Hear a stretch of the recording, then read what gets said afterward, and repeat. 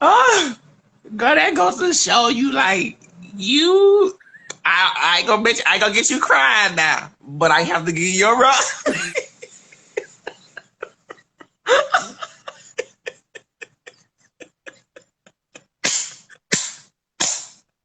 Woo, baby.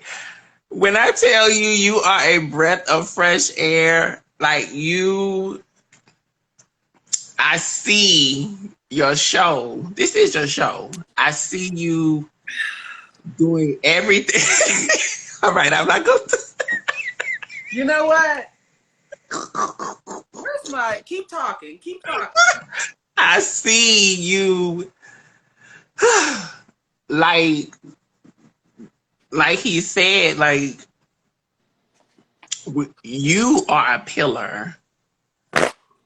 You are a pillar, and for so long, the trans community, particularly the Black trans community, particularly the Black transgender women community, have always laid the foundation. And so I always use this thing of,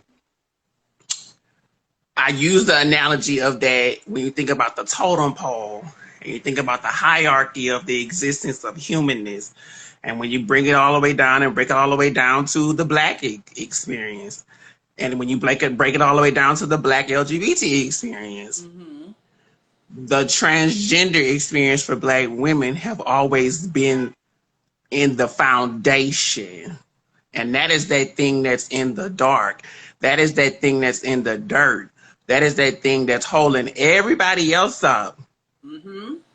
So without us seeing these beautiful images of the totem pole, when you think about the Indian totem poles and all that, the beauty of them, they don't see that thing that's holding them up.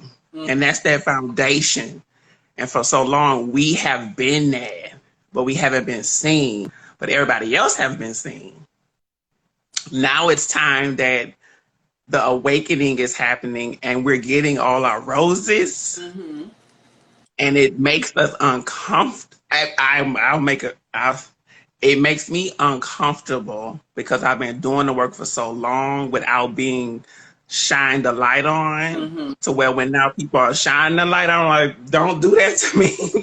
Let me get in, sing my little 1, 2, and get out. I was about to say, first of all, while you sitting up here pouring into me, Nina showed her ass, not literally. But Nina, you know that you are one. I love watching you perform. And you just, wasn't it last weekend, I believe, you recently participated in a fundraiser for the Unique Women's Coalition or Unique Women's Coalition, in which, if you all want to check out that performance, because Nina performed her single, it's called The Only One. That one, excuse me. Nina performed her single, That One. It's on her page. You have to check this out. Nina, you are a dynamic singer, so talented, a great performer, and you were beat to the gods for that. I love that. Thank you. It like served as its own like little, it felt like a jam session. Like it didn't quite feel like a music video, but it felt like one of those, like, you know how AOL used to have the sound stage and stuff like that? Yes, the AOL sessions. And so to even speak to that, to even be called to do that, to say, Nina, we need you. Now, I co-produced that whole thing. I did the verbiage. I did the video editing. I performed. I called the girls to and the gentlemen to perform. I was a part of that whole gist. And so to, you know, like we have that syndrome to say that is this, am I really able to do this? Is this really for me? And it's like, yes, like you have all the capabilities and the capacity to do all of these things. And for so long, we all do that, but we just don't get the opportunities to show up. And so for us to put together something that will live for the test of time and be associated with the first of its kind, to really actually have a production company, because we've been all zoomed out. We've been all seeing the backgrounds of different, but to actually have a production company come in and say, let's curate something to make it look and feel what you are already doing in the community. And so for me to be at the helm of that and to call on my community and to actually execute it and be a voice for Unique Women's Coalition, which is the first trans-led as well as the first Black trans-led organization. Yes. Oh, For over wow. 20 years in over 20 years in Southern California. And so this is a grassroots organization that has been doing the work for, particularly for Black trans lives. And it hasn't gotten the light that I believe it's rightfully deserves. Right. And so now this is the evolution of that. And I'm selfishly happy to be a part of using my creativity and my know-how to actually bring a voice to that. Yeah. So yeah, well, it was a great show. I was there for the full hour, and like I said, just to pour into you. You know what I've been trying to stand in more, because if I'm being honest, I have been looking for a therapist, which I feel like is fair given the circumstances of everything going on right now. And the last time I had a consistent therapist, I think my last session with her was like January of 2019. Only because I felt like we had outgrown each other. It was one of those things where yeah. the last 3 sessions that I went to, I did not get anything out of, so to speak. Right. So, that happens. I've been looking, and shout out to therapyforblackgirls.com. That's an excellent resource. If you happen to be looking as well, that's an excellent resource. It's like a directory of Black women who are therapists. Okay. I know people are still looking for, some people may be looking for a Black man, but Therapy for Black Girls is a great resource. But I have yet to actually go into, because I've been looking at BetterHelp, I've been looking at Talkspace, and so, but what I have been doing aside from that is still constantly a lot of reading. You know me, I'm a reader, and that is how I kind of sort of, I know it's not healthy, but I kind of sort of self-diagnosed myself with some things as far as like, oh, I didn't realize that I was big at self-sabotaging. But just to loop back to our initial conversation, I am trying to stand in a space of accepting compliments now.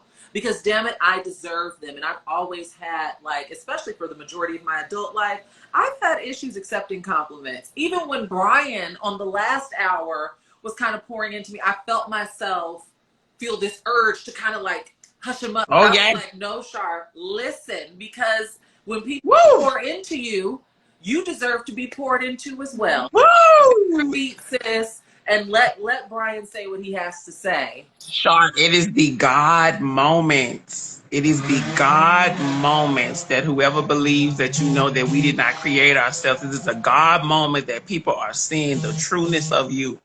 And so I think for me, I always make sure that I'm open to that, to be like, no. Soon as he stated, I felt the shift in myself to start pouring my energy to that way of like, yes, lift her up, lift her up, lift her up. No, and I really did need it. It was something about these last 3 to 4 weeks in particular where I just vibrationally felt low, where I felt like people were like, well, why don't you go live to try to lift your spirits? But when I go live as something that's going to live forever on I'd much rather a bad tweet than for a bad, I guess, visual effect. And like I said, I never want to perform, right? This is me being authentically Shar right now. That's it. And I really do appreciate and understand people's suggestion, but I just wasn't in the headspace. Like I said, vibrationally, I just felt so low. And it was just thing after thing after thing after thing that I had to, we got to dig ourselves out of a lot of these holes, whether we put ourselves in the hole or not. A lot of it falls into, because that's just the way life is. And I found myself depressed. I found myself in a space where there were 2 major things that happened to me that I was just low. And I did not see a point in exerting the energy to get a certain space, because what's the point when the way that life works, inevitably, the next curveball is around the corner. Now, granted, the curveballs are relative. They are relative, because what I may find a big deal, you may not, and vice versa. They are relative to your journey, but that's just how I was feeling. I dealt with 2 blows that I was like, I don't have the energy to be, optimism is a chore. I always tweet that because it truly is a chore. And just fundamentally, I feel like not this year, but in past years, things chip away at your spirit. And so Yes. I want to be honest. I want to be raw. I want to be vulnerable. I want to be real as far as my approach to better myself and become complete again. Because in all honesty, I feel like a wounded bird. Like I want to take flight, but something wrong with this wing right here.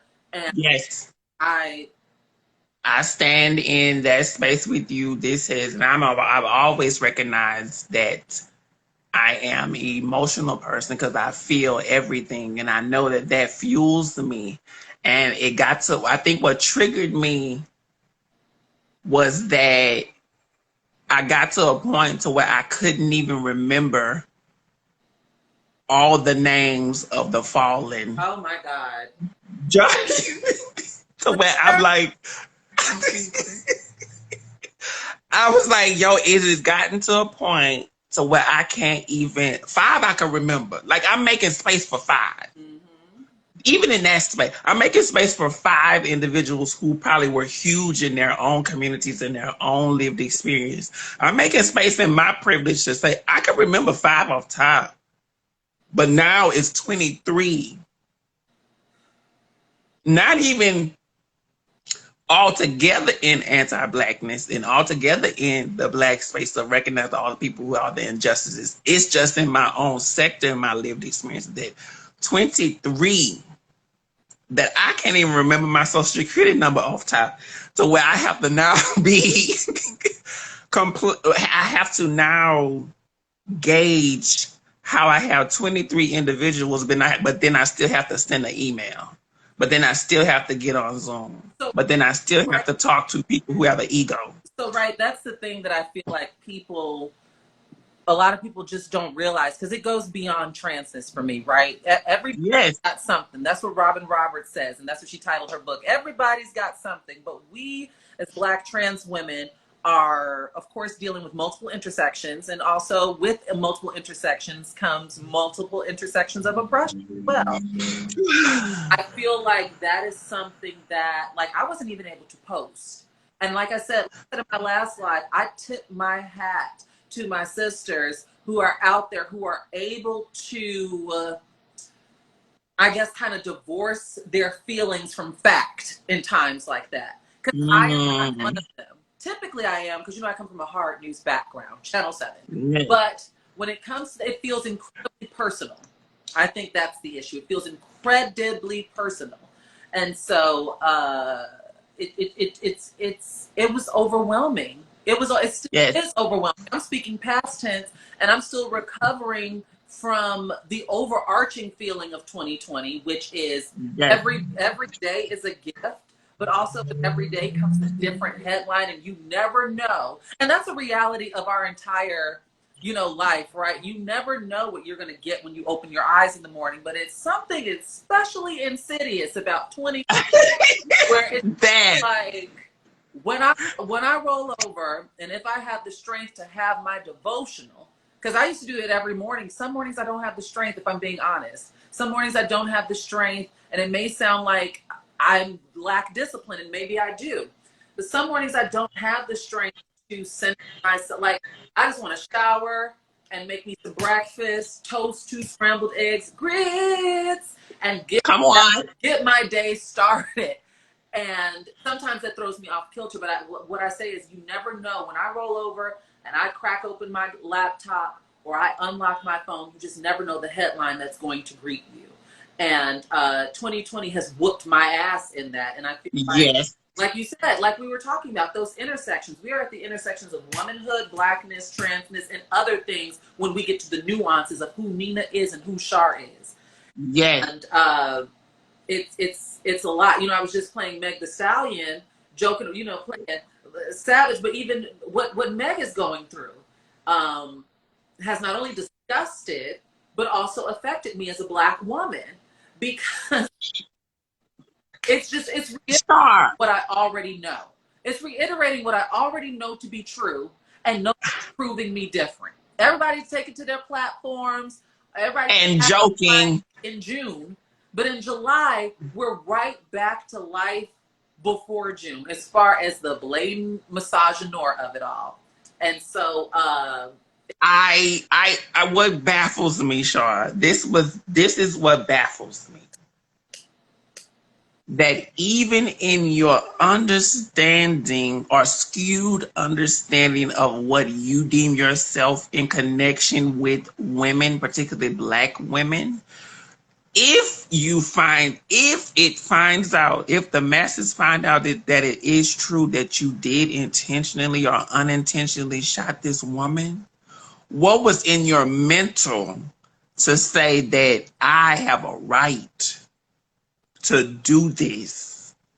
yeah. I, as a man, has a right to shoot this Black queen who is one of the leading free thinking women in her own space, Yep. and is going to the top of her game. She's posted about trans lives. For me, what gets me is, aside from the actual act of it all, of the gun going off, what gets me is that these men still find time with everything going on, they still find time to shit on Black. One. Because the act is one thing, right? But the commentary surrounding the act is a totally different beast in its own right. Where I'm like, weren't we all coming together as a community a few weeks ago? But like you said, You got people like 50 Cent, who's kind of leading the charge, if we're being honest, because he's been in the headlines being anti-Black. I mean, for quite some time now. You know, we can go back to his attacks on Vivica, his attacks on Naturi Non, but just within the last 2-3 weeks alone, he was on Lil Wayne's podcast, and they were talking about how they don't like Black women, they like exotic women. And then we see, like, tweeted about her hurt. She is the memification, even if we want to, let me know if this is a false equivalency, but even if we want to pepper in the conversation surrounding the memification of Breonna Taylor, it's like Black women's humanities across the board, cis, trans, or otherwise, it doesn't exist. Like, people are programmed to just not even view us with fundamental personhood. I think for so long. My God, like, and hold on, before you make that point, that is what drives me up a wall, because I see the way that my sisters are. I see the way my sisters, as far as cis Black women, are treated. Mm-hmm. I see yes that cis Black women experience and navigate the world and how they are treated. And so then anybody with sense would be depressed, or it would contribute to their depression if they have it, as far as a trans Black woman yes the exact space within this exact same community. And trying to build. And in certain instances, with cis women being complicit or contributing to trans violence. So it's just like, we're I always questioned, what does the other side of the protests and Rona look like? And we're already showing our asses. But I think it goes back to, for so long,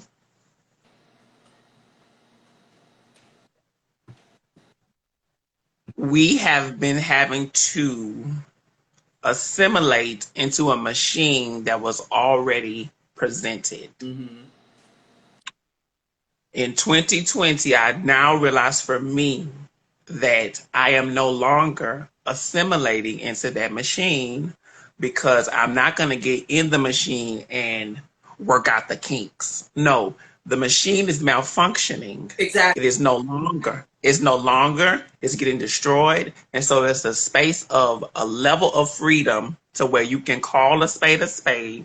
You can call these men out. You can call these individuals out who have done you wrong, be it another woman, be it anybody, because equality has to be for everybody. When you said that, Nina, it brought up an example you know, my wheels are always turning. It brought up the example that I feel like a lot of us heard last month, as far as when people were talking about good cops and bad cops, and as far as dismantling the system. Just like how you mentioned assimilating into a system that was incredibly flawed and never meant for us. I mean, let's keep it a buck. It's like that person who thinks that because they have moral high ground and they join the police force, that they're going to change the police force. No, you then become a part of the system. Complicit. It's a poor reflection on it across the board. Now, assimilation for a lot of us is rooted in survival. Let's keep it 100. Yes. I always say that nonconformity in a lot of spaces is reserved for non-Black people. Only because I know non-conforming Black people, but very rarely do I see them lifted up on these same platforms that the non-Black people are lifted up on. And so I feel like for a lot of us, assimilation is rooted in survival and sure that you can get your next check, unless you live in somewhere that's like progressive or one of these coastal cities like New York City, Los Angeles type thing. Right. But yes, that was actually a very, very good point. I feel like we're all being challenged at a time like this to really, really look at the ways in which we navigate the world. You have to. You have to. It's pain. You have to. It's the intent. Like, I know I've always been in a space of intent, but now it's so much more potent. It's so much more. My filter is fucking gone, because like you said, like, the notion of, in all of my Blackness and all of my glory and all of the things, I'm a queen. Of course I am, but I still have to.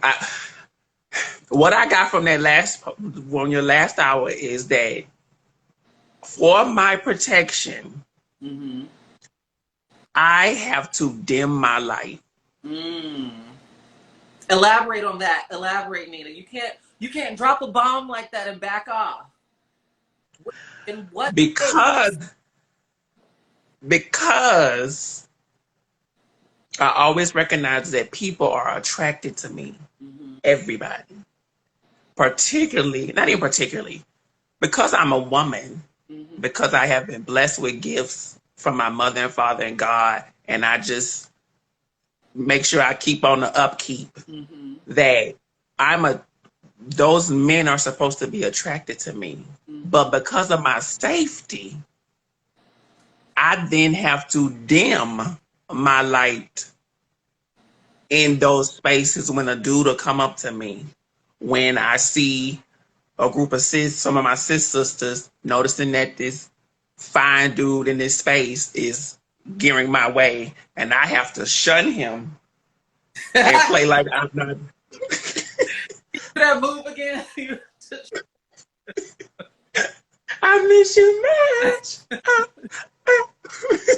I have to do those things to make it back to my house. I have to do those things so I won't get outed in a space where I'm trying to have safe space with my Black people.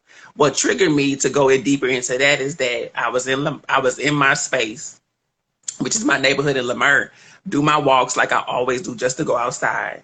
Yeah. This one dude, I'm listening to my radio. I'm in my headphones, and he walked past me, but then he read he wanted to get my attention, so I put off my earpiece, and he was like, "My God, you so sexy." Number one, that's triggering. I'm like, okay, so literally, you want to fuck me? You didn't say, "Oh, you're so beautiful." Yeah. Oh my God, I love your haircut. Let's call it the thing. Language. Now, so a lot of people have limited language. We should note that, but ultimately, language matters. You got to listen to the words. Sometimes it's not a matter of reading between the lines. Sometimes it's right there, bam, in your face. Boom, right there. So I already was like, okay, child. Now he fit the description of a modern day hotep. Girl, I have a hotep story that I'm going to share with you after this. It's a gag. So I'm like, it was turning into night. So I was like, let me hear it. I was like, oh my God. So all that happened in 5 seconds. And I was like, oh, well, thank you. And I'm just playing thank you. I'm walking further down the block at the intersection. In my peripheral, my spidey senses kick in, and I see two headlights coming, like in my walking space, like to the corner. So I jumped back, sis. I was like, oh, it's him in his car pulling up to me saying, I just got to get your number. I said, what? I opened it the wrong way. Hold on. Wait, is this the way? I want to get this right. Hold on. I said, wait, what? So see, some people might find that romantic, but we are ready to turn into the Power Rangers. And so it clicked to me, Shar, that I couldn't even disclose to him right then and there to tell him, not even to break away from it, but to be like, to speak the full truth of it is, I had to fall in line, which we know for me, when it comes to my safety, I have to fall in line to a certain narrative in order to get me home. So that means, okay, I'm going to give you my number, because if I don't give you the correct number, I still have to walk home. That means you in your car. It's all these things that's going into my head. Like, I'm sorry. Someone said, "Come on, Pink Ranger." Oh yes, but Nina, yes. I have a Google Voice number for that reason alone. Like, okay, well, I need to get on that. It goes straight to my phone. So when you call, my phone starts ringing. I've had it for years because there are certain people. I don't owe you my number, but I also want to emphasize to you as for what you're saying within the parameters of safety of this conversation. Yes.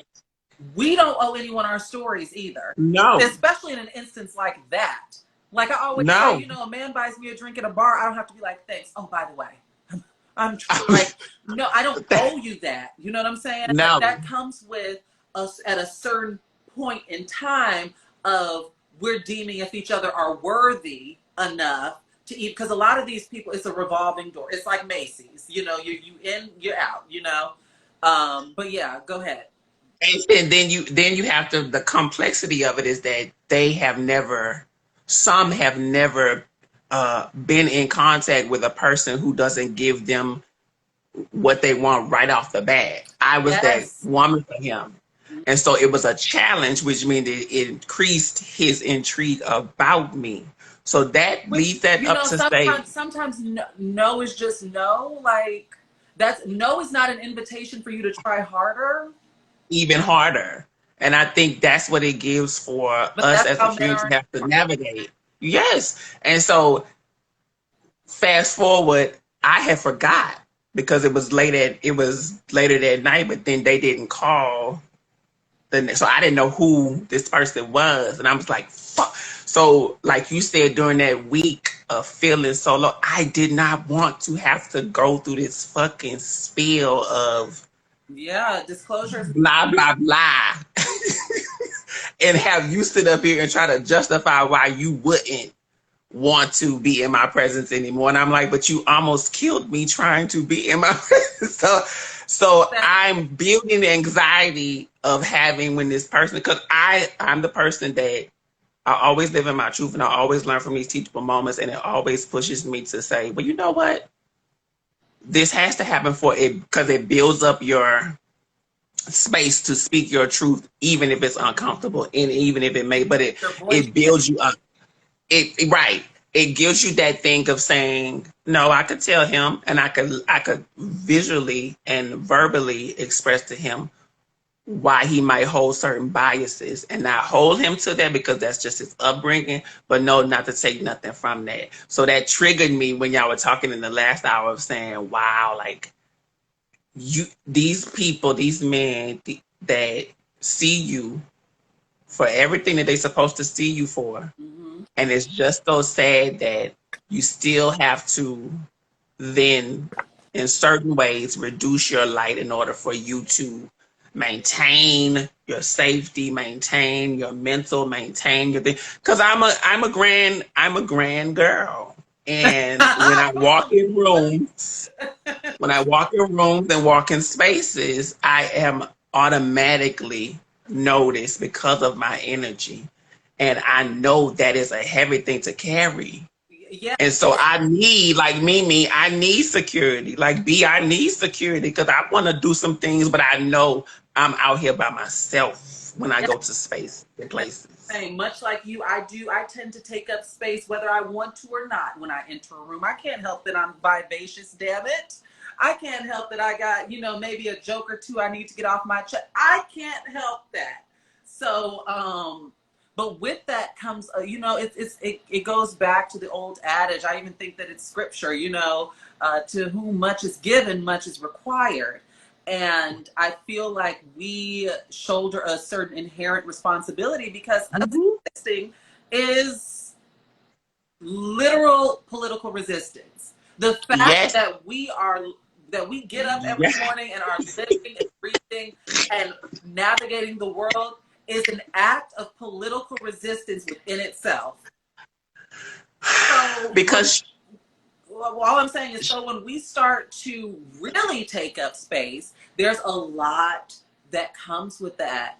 And it's not always easy. And I totally get, I haven't had a man like approach me in quite some time in the ways that like Brian was talking about, like at the grocery store and things like right, that. right. And I'm like, well, maybe my energy is giving off something because had nothing, I think I'm still cute in the face and I got a nice little shape about me.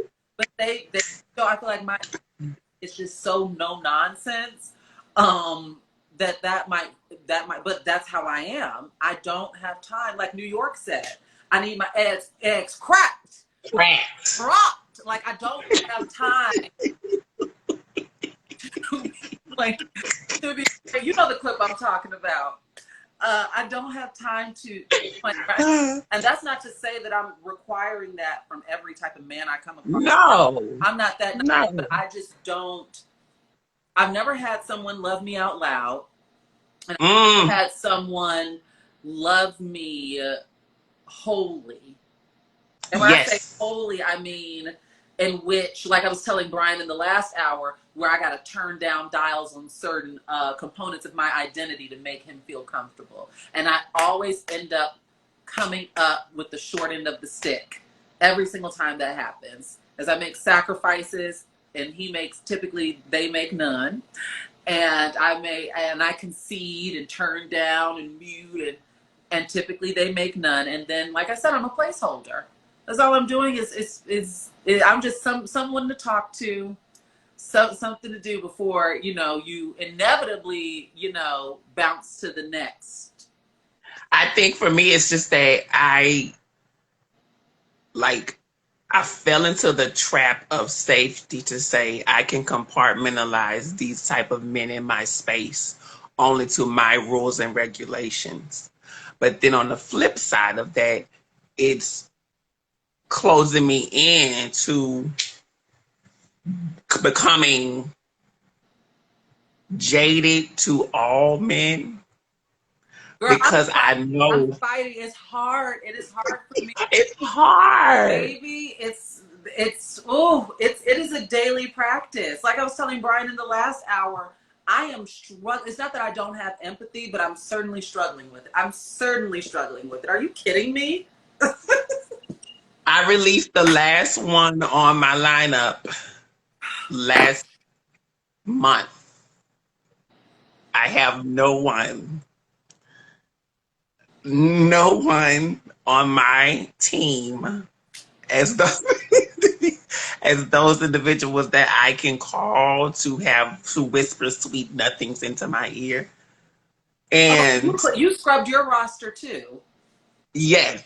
Okay, we both run the same stuff. I'm not a hopeless romantic, so it was nothing for me. I've literally never been a hopeless romantic. Some girls are. Well, more power to them. But then I said I'm a hopeful romantic. Come on, let's restructure that. Okay, so when you think about hopeless, you're falling into the space of being stupid, falling into a space of being reduced, falling into a space of saying, well, at least I get to experience it. What? Space of essentially desperation.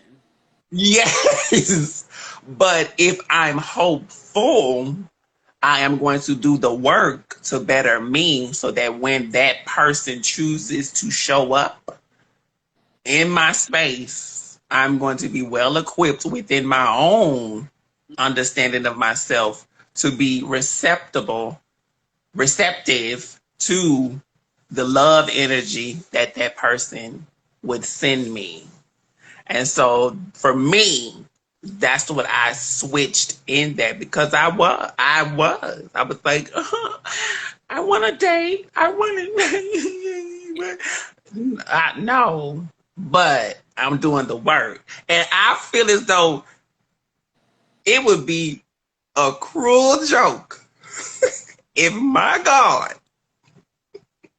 would send this beautiful, bountiful creation that is before you and not experience the trueness of what I call companionship or what I believe companionship would be.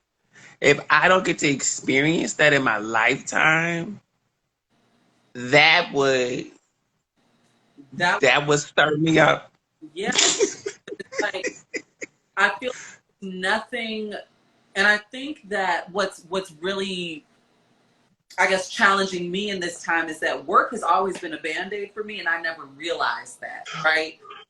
Anytime something, and I'm not even talking about as far as like relationships, it goes beyond that. Typically when something is off kilter for me or something's not making sense, I'm able to dive head first into a new project. Granted, I do love working. I love what I do. I love writing. I love talking. I love reading. Like, I love what I do. But what this time has forced me to do is to come up. Like, one of my friends told me, whew, and he had some nerve, but told me that I needed a hobby. And when he asked me what my hobbies were, I really wasn't able to rattle off anything. Because when I think hobbies, I think like take up time. No, I think of, and it might be the worker bee in me, but I think of like productive stuff, like fixing toy helicopters and like little novelty type stuff. And I'm like, right, I have nothing but like books, podcasts, TV, like, in which all again filter back into that workspace. Yes. And so I guess I've been trying to search and find different ways, but this is definitely, this period of time, this specific period of time has challenged me to step outside of work. And what I'm learning and what has been a source of also a lot of breakdown for me is learning who I am. When I strip all of this down and hang the microphone up, I feel like I have an idea of who I am. But I'm like, is this all am I even fronting with myself? Even, but am I really even fronting with myself? And so also, you know, loneliness, while we're talking about dating, I talked about this in an article for Self that Jared Hill interviewed me for. Loneliness is a new, I should say extended loneliness is a new emotion for me, if I'm being honest. Because, you know, and we've talked about this, I believe we've talked about this on Live. I'm a person that's been about the street. I'm at parties, I'm at events, I have friends, I meet up for happy hours, I go to clubs. I am not a homebody per se, but when I am a homebody, I am a hermit crab. Like, it's like, exactly. Sometimes I just shut the blinds and power down the phone. However, I realized that there would be, when the world was still spinning, I would have moments of loneliness and I was able to acknowledge them, right? Like, oh, but I was able to also fill that void with something, whether that be someone or like a group of friends or doing something, you know, calling someone to link up, bringing a bottle of wine and some charcuterie over a friend's apartment, and, you know, minding our business. In a time like this, where you don't have access to human connection, I have been confronted with loneliness in one of the most dramatic and traumatic ways. And I say that to say, I'm glad I live alone. I don't want no roommates. I'm glad I live alone, but it's just, this is new territory for me. And I'm not ashamed to say, I'm still learning how to navigate it. This is new. Yo. Yesterday, and I've been living on my own for a long, and I'm thankful for that. I'm grateful for that. I am thankful for that. That is a space that I get to navigate. But I literally was in my kitchen and I got choked. So, Shar, I literally started crying. I was like, do I run into the refrigerator wall or do I bang on my neighbor's door or like what do I get the little button for the lady at the bottom of the stairs that fell and do I press to have that button around? Your Like life alert. what the life alert? Because I literally was shocked. I was like, and I was like, what do I do? And it hit me like, that all that word, all that started coming in was that's why you need a man. Well, you're by yourself. Nobody can anyway. So they'll just find you on the floor and then I'll be like, oh. I have been through that same thing. I have cried loading the dishwasher. I've cried washing the dishes manually. I've cried opening the refrigerator. I've cried myself to sleep. I've cried in the shower, cried under the shower, cried in my closet. I fill the Pacific Ocean with my saltwater tears at this point. Because aside from, like, loneliness is just one aspect of it. There's other things going on, but loneliness, I think, is because it's so foreign for me. And that's not even me tooting my own horn. And what I want to say, I want to keep reframing this. I'm talking about extended periods of loneliness. Yes. Loneliness isn't new for me, but it's always, you can keep things going. This extended period of loneliness has Thank you, Reggie. Really, girl. And it hits you, like you said, it hits you like a speeding bus. Ooh. It really does. I can be minding my business and I see someone's story who I might have been interested in, which is another thing that we really quickly, because we don't have that much time, not to derail, but I was really going through my story views one day and I noticed that there were men, and I don't know if this has happened to you, but there are men who, when I was on dating apps, we might have went on one date, or maybe we didn't even get to that place, but who have flat out rejected me because I'm trans, but you still on my Insta. I have unfollowed them. No need to block, because for what? But I've unfollowed them and things like that. There are men from 2015 who view every single one of my stories and never say anything. And I didn't really realize it until, you get it bored enough. You just scrolling at who views your story. And I'm like, well, what is this about? You told me this one. Like, why are you? Well, maybe they're just a. But Shar, it's time. Maybe it's time that you do block them. Maybe it's because you don't get access to me. You don't get access to me.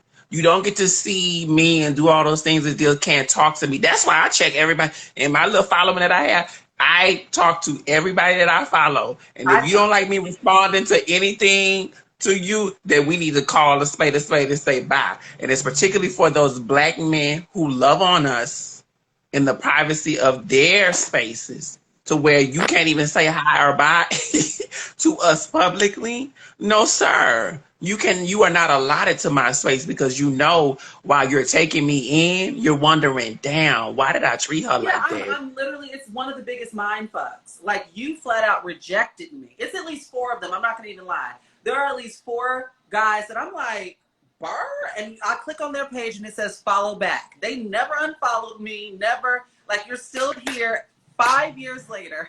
And you're still watching. You're still tuned into my every move. I don't like it.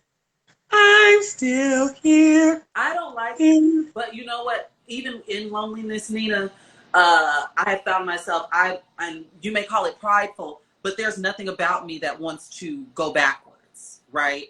There's people that I intentionally cut off, because, like I was telling Brian in the last hour, it was a new year. This is the kickoff to a new decade. I'm a new age. I'm feeling good, looking good. I don't have, boy, bye. Tell him, boy, bye. That was my energy. And even in loneliness, there's been some guys that I'm like, Shar, don't do that. Don't you dare open that door again. You closed it in such a good space. You closed it, sis. Don't you go knocking on that door, because you know that there is nothing good waiting for you on the other side of it. Okay. So in that, I could see that. Like, for me, I checked on a spooky of mine from years ago, and I realized that they're still doing the same thing. And so it invigorated me to see like, oh, Nina, you made the right decision. You knew that now you knew this person loved you, but you know that they would weigh you down. And so you made the proper decision to go forth in your ministry. I'm all about moving forward. And moving forward this year for me has included a lot of pain. Uncharted pain. Uncharted, and also pain that doesn't give me a break. It has been painful day in, day out, night in, night out. But I have to, for my own mental health, I have to hold on to the hope. I have to be audacious enough. There you go. There you go. That on the other side of this, I'm going to be, it's for the betterment of me. I literally have to be that wacky to believe, you know, because I don't I don't want to come out on the other side of Rona being the same person, or not having, you know, healthy coping mechanisms, which I've also struggled with, right? Because the bar is right over there, honey. I got tons of little stuff. I just want to be better, honest. I want to be better. I want to help other people. I want to be better. I always want to be teachable, and I want to be in such a headspace that when men do come around who fit a certain aesthetic and got a smile, that I already don't bend and break to them, but I want there to be, upon initial introduction and presentation, something worthwhile for me to cling on to, and not just, oh, you know, he drives a nice car and we can get into One Oak. I can sneak into One Oak with him and sit in the back or whatever. I want to be loved out loud. I want to be loved, and I don't mean like for a social media type thing, because I'm not a social media. I'm not telling a story. I don't want to be one of them. I don't want to do that. None of that. But I had that's an expense of privilege. I had just a little taste of what it would look like and feel like being loved out loud, and I got lost in that with the wrong person. But I had a little taste of it, and I can't go back. I can't go back. Because my entire life has been the shot. Like, people think I'm exaggerating. I'm dead serious. 14 through 20, maybe 26. That's just how I moved about the world. That's how I was informed. That there was a certain type of man that I liked, and a certain type of man that liked me, and everything I did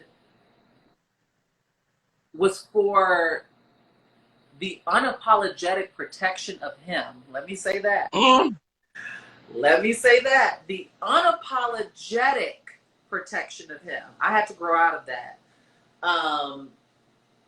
And just being in secret. Well, it was unapologetic because, you know, like in college, for example, I was under a microscope. You know, I felt like I was in a fishbowl. Everything I did was like, became like frontline. That's not even me sipping from my own Kool-Aid. That's fact. That's how boring that was. Everything I did, I felt like I was under a microscope. So stolen moments that I'd have with guys, or that I formed some type of, you know, situation with, the best ones were the ones where people didn't even think we knew each other. Exactly. Walked past each other on the yard. Those were the best ones. And then I'd shatter if they broke that. You know, I'd be on that BlackBerry like, why the fuck would you speak to me? And you know, everybody like, why would you? Because that was trauma. There was trauma attached to that, because when those engagements would happen, there's always someone that'd be like, you know, and then rumors start, and then boom, fantasy crash, stolen moments gone, because now he's paranoid, and this just cannot be a thing anymore. So I went above and I've dedicated so much of my time in ensuring that men that I've been involved with have been protected. I have lied for them, like deflected for them. But that's a culture, though. Listen, become a cast of a Marvel superhero for them, scaling walls, doing tuck rolls, running through that nigga house like the Tomb Raider, doing all different types of stuff. Oh my God! But that's left, Nina. What 10 minutes? Yes. So it was something that stuck with me about, I think, what he had said last time. It was just a space of privilege of sometimes the brothers and sisters in our community, in our Black LGBT community, do not fully recognize what we live under. Mm-hmm. And so when they get those epiphanies to me, I'll be like, damn, they really don't be. There's really a disconnect. Even though we scream it from the mountaintops every From the mountaintop. there's still a divorce of thought that it's like, what's not clicking? Why would you? That's with all due respect. With all due respect. Yeah. And it's that place to where I had a conversation with one of my friends, and he was like, well, I want to, they're in the community, and it was like, the individuals should be more open to teaching those individuals who don't know. No. If you come to me with some type of knowledge of saying, if you break out with a statistic, if you come with some type of thing, I'm going to say, oh, you're doing the work. So then I am more open and privy to have a discussion with you. But if you're laying it on a table that's saying that we have to, the ones that are always being killed, the ones that are always being, that you're saying that it is our duty to do that, you got to be fucking kidding me. Well, see, that's the thing. That's quite literally it. I'm more apt to engage in conversation with you if I've seen that you've done some sort of legwork, some sort of research. You have some sort of resource point that you're tapping into in order to engage in productive conversation with me. If you come to me green and I just don't understand, to me, in my experience, that is a form of gaslighting. Because no matter what I say, it's going to be challenged, there's going to be pushback, because you have not done the framework, the intellectual framework to even get this ball rolling, which then also communicates to me that you don't care to know as much as you're telling me that you care to know. Because if you care to know, then these same devices that are in our purses and pockets, you'd be on them looking. There's and if you don't want to read, I get that some people don't want to read. I get it. There's tons of YouTube content out. There's free content out there. There are podcasts, YouTube videos, audiobooks. I need you to do the intellectual framework. Yes, Johan, Google. And so that's the thing that I express to everybody of like, for so long, we had to go in the ebbs and flows of trying to understand our gay brothers and sisters and our the community. That was just a given. Mm-hmm. And so it's the intent to say that we didn't have a choice to do that. We had to learn. We had to big y'all up. We had to do that for y'all. We had to sacrifice for y'all because y'all were the main ones being visible in the spaces where you can create change. And so now all that we are asking is do the fucking same. But guess what? They don't have to, because guess what? We're on the margins more than they're on the margins. And people love to have, I think Blanca said something like that in season 1 of Pose. Like, you're a Black gay boy. Who else do you have to oppress but Black trans? She said something to that effect. And so Ray, I want to highlight his comment. Ray says there is entertaining content at this point, like literally entertaining content at this point. There's no excuse to be completely uninformed. And I do agree. Not everything is wrapped in academia. There's literal dramas, comedies centered around trans narratives where it's just like, sweetie, what's not clicking? And when I say dramas and comedies, I mean like safe ones. I'm not talking about like, for example, what they discussed in Disclosure, how a lot of that shit was harmful. And it's all subjective. I should say that. It's all subjective. But for a lot of them, it's an access point. You know, it's a reference. But don't come to me being intellectually lazy, because I'm not going to engage. You save that energy for someone who has the energy to engage with you, because Shar Jossell is spent. Shar Jossell is up to here. And it's also the space of understanding that some things are not supposed to be entertaining. I think for so long in our social climate, everything is produced. I think about the meme of Brianna, like why all of her, you would want to disrespect someone's death in order to get attention to her. No, sit down with somebody and say the truth of the matter is that we don't see women like we see men. And so I think for us, when we come into these spaces of saying, yes, I get it. Yes, get the entertainment, edutainment, That's great, but I think on some aspects we need to fully realize that this is fucking serious, and I don't need to come with you with a drum com or whatever the fuck if it's pertaining to my life. You know, And I think certain spaces. I fully agree, but in certain regards, people aren't going to listen because they haven't. Right. So for certain people, that is their access point. It's Exactly. by chance watching a show and there's a trans story like The Shy right now. The Shy has a trans character on there named Imani. It comes on Showtime. It's a gritty drama. For some people, they are going to be forced for that to be their access point because guess what? They don't care enough to watch but because they have this love for this show, they're going to stick around, which is going to embed Imani's, storyline in their subconscious, whether they want it or not. It'll be forced to further humanize us. So it's important. I get what you're saying, but I also see what Ray was saying with his point because almost definitely right. I'm saying another component to that, and then speaking to The Shy. What do we take on the actor, and if that's true about the people before Luke, of if he did turn that down because of that's not true, and honestly, that's internet room. There's no source for it. Literally, someone created a meme on the internet and it went viral. So, as someone who's a journalist, I'm always looking for a concrete, fundamental source because that's not a story that could be ran and taken seriously because, again, it's an internet meme that people birthed up, but because it was easy to run with because people hate trans people, it took off and had a life of its own. And I'm not excusing him because I don't know the ins and outs, but I know that young man has taken to his social media on more than one occasion to refute that meme. He has taken to on more than one occasion. And so, yeah. And how powerful it is for Luke to be in that space to be in their role and showcasing a real relationship with two Black. And where her transness isn't full center. Yes, her transness is not centered, which I think is important because there's a lot of us, that is just literally how we live. It's just a day-to-day thing. Like the transness is a piece of the pie. It ain't the whole damn pie.